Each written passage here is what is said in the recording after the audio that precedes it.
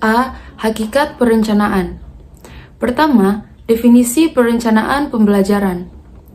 Perencanaan pembelajaran merupakan proses penerjemahan kurikulum yang berlaku menjadi program-program pembelajaran yang selanjutnya dapat dijadikan pedoman oleh guru dalam penyelenggaraan proses pembelajaran. Yang kedua, mengapa kurikulum perlu diterjemahkan? Kurikulum perlu diterjemahkan sebab kurikulum yang disusun oleh para pengembang pada dasarnya hanya berupa rambu-rambu secara umum. Contohnya, KTSP atau kurikulum tingkat satuan pendidikan yang hanya berisi standar kompetensi lulusan dan juga standar isi mata pelajaran saja. Yang ketiga, bagaimanakah cara mencapai kompetensi dasar atau KD? Strategi apa yang digunakan dan bagaimana cara mengukurnya? Jadi, jawabannya itu semua diserahkan kepada guru sendiri. And next, menurut Robert Yingert, ada 4 bentuk perencanaan yang masing-masing membentuk sebuah siklus or cycle, yaitu yang pertama, school year, yang kedua, grading cycle, yang ketiga, unit plans, yang keempat, daily lesson. Siklus pertama, school year. Ini adalah siklus yang menjadi acuan dalam menyusun program-program selanjutnya. Yang kedua, grading cycle. Pada siklus ini ditentukan set pelajaran beserta aktivitas siswa. Siklus ketiga, unit plans. Pada siklus ini dilakukan pengembangan perencanaan unit pembelajaran. Dan siklus terakhir, daily lesson.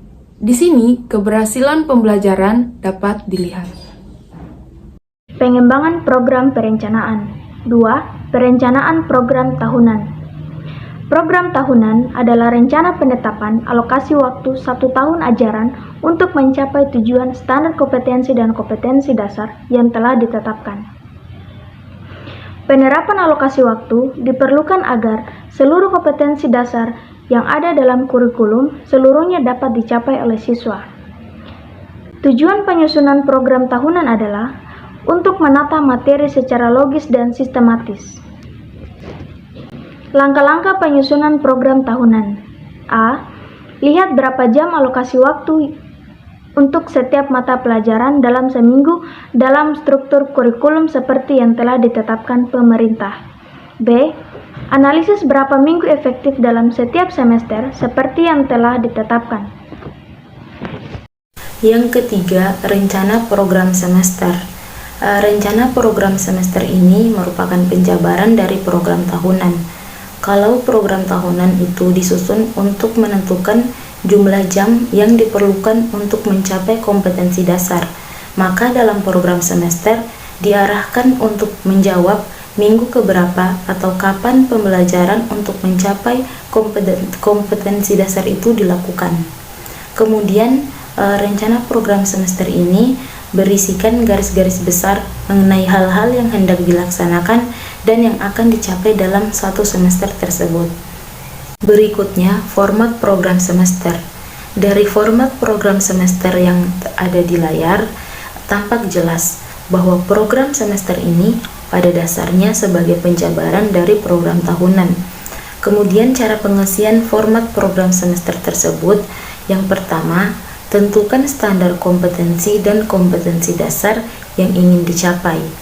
Dalam hal ini, guru tidak perlu merumuskan standar kompetensi dan kompetensi dasar, sebab semuanya sudah ditentukan dalam standar isi, yakni pada kurikulum tingkat satuan pendidikan atau KTSP yang sudah kita kenal.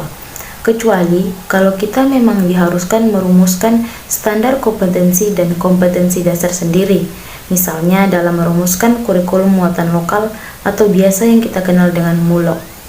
Kemudian yang kedua, lihat program tahunan yang telah kita susun untuk menentukan alokasi waktu atau jumlah jam pelajaran setiap SK dan kompetensi dasar itu. Kemudian yang ketiga, tentukan pada bulan dan minggu keberapa proses pembelajaran kompetensi dasar itu akan dilaksanakan. Silabus. Silabus adalah Rencana pembelajaran pada suatu atau kelompok mata pelajaran atau tema tertentu yang mencakup standar kompetensi, kompetensi dasar, materi pokok atau pembelajaran, kegiatan pembelajaran, dan indikator pencapaian komponen untuk penilaian. Setiap komponen yang harus disusun dalam sebuah silabus dijelaskan berikut ini. A. Menentukan identitas silabus. Identitas silabus terdiri dari sekolah, mata pelajaran, kelas, dan semester. Penentuan identitas tersebut berfungsi untuk memberikan informasi kepada guru tentang hal-hal yang berkaitan dengan penggunaan silabus. B. Rumusan standar kompetensi. Standar kompetensi mata pelajaran adalah deskripsi pengetahuan, keterampilan, dan sikap yang harus dikuasai setelah siswa mempelajari mata pelajaran tertentu pada jenjang pendidikan tertentu pula. Oke, lanjut. C. Menentukan kompetensi dasar. Kompetensi dasar adalah pengetahuan, keterampilan, dan sikap minimal yang harus tercapai oleh siswa untuk menunjukkan bahwa siswa telah menguasai standar kompetensi yang telah ditetapkan oleh. Karena itu, maka kompetensi dasar merupakan penjabaran dari standar kompetensi. Oke, lanjut. D. Merumuskan kegiatan pembelajaran. Kegiatan pembelajaran adalah segala aktivitas belajar siswa, baik kegiatan fisik, kegiatan non-fisik termaksud kegiatan mental yang dilakukan baik di dalam maupun di luar kelas untuk mencapai standar kompetensi dan kompetensi dasar tertentu. Pembelajaran di dalam kelas misalnya kegiatan mengikuti diskusi, menyimak penjelasan guru, melakukan demonstrasi, melakukan eksperimen di laboratorium, dan lain sebagainya. Oke, lanjut bagian E, mengidentifikasi materi pokok atau materi pembelajaran. Materi pokok disusun untuk pencapaian tujuan. Oleh karenanya, materi pokok dipilih sesuai dengan kompetensi dasar yang harus tercapai. Oke, lanjut bagian F, merumuskan indikator pencapaian kompetensi. Indikator pencapaian disusun untuk menentukan keberhasilan pencapaian kompetensi dasar. Dengan demikian, indikator merumuskan sebagai dasar untuk menyusun alat penilaian. Oke, lanjut bagian G, menentukan penilaian. Penilaian adalah suatu proses atau serangkaian kegiatan, yakni kegiatan memperoleh, menganalisis, dan menafsirkan data tentang proses dan hasil belajar peserta didik yang dilakukan secara sistematis dan berkesinambungan hingga menjadi informasi yang bermakna dan pengambilan keputusan. Oke, lanjut bagian H, menentukan alokasi waktu.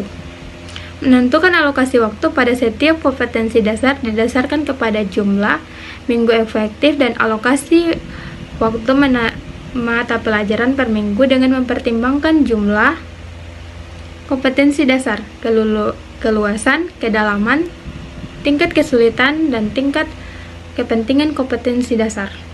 Oke, yang terakhir bagian I, menentukan sumber belajar. Sumber belajar adalah rujukan bahan yang digunakan untuk kegiatan pembelajaran yang berupa media cetak dan elektronik, narasumber, serta lingkungan fisik, alam, sosial, dan budaya. Baik, perencanaan program pembelajaran yang terakhir adalah RPP atau Rencana Pelaksanaan Pembelajaran. Yang pertama, pengertian dan fungsi RPP.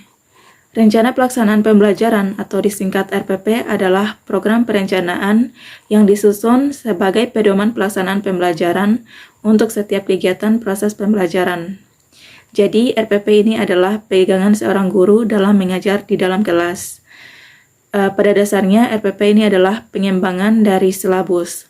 Dengan demikian, apa yang telah dirumuskan dalam silabus akan menjadi dasar untuk penyusunan RPP. Kemudian, fungsi pelaksanaan RPP untuk mengefektifkan proses pembelajaran agar sesuai dengan yang direncanakan. Yang kedua, komponen-komponen RPP. Pembelajaran merupakan suatu sistem yang terdiri atas komponen-komponen yang saling berkaitan satu sama lain. Dengan demikian, maka merencanakan pelaksanaan pembelajaran adalah Merencanakan setiap komponen yang saling berkaitan. Dalam RPP, ada 5 komponen pokok, yaitu pertama, tujuan pembelajaran. Tujuan pembelajaran dirumuskan dalam bentuk kompetensi yang harus dicapai atau dikuasai oleh siswa. Yang kedua, materi atau isi. Materi atau isi pelajaran berkenaan dengan bahan pelajaran yang harus dikuasai oleh siswa dengan tujuan pembelajaran. Yang ketiga, strategi dan metode pembelajaran. Strategi dan metode yang ada dalam RPP ini harus dapat mendorong siswa untuk beraktivitas sesuai dengan gaya belajarnya. Nah, keempat, media dan sumber belajar. Media dalam proses pembelajaran dapat diartikan sebagai alat bantu untuk mempermudah pencapaian tujuan pembelajaran. Sedangkan sumber belajar adalah segala sesuatu yang mengandung pesan yang harus dipelajari sesuai dengan materi pelajaran. Dan yang terakhir adalah evaluasi. Evaluasi digunakan untuk mengukur keberhasilan setiap siswa dalam pencapaian hasil belajar. Nah, dalam penyusunan RPP ada formatnya. Dalam penyusunan RPP terdapat mata pelajaran, materi pokok, kelas atau semester, waktu, kemudian indikator hasil belajar, materi pelajaran, kegiatan pembelajaran, dan juga alat media dan sumber belajar terdapat dalam RPP. Dan yang terakhir adalah evaluasi. Terima kasih. Wassalamualaikum warahmatullahi wabarakatuh.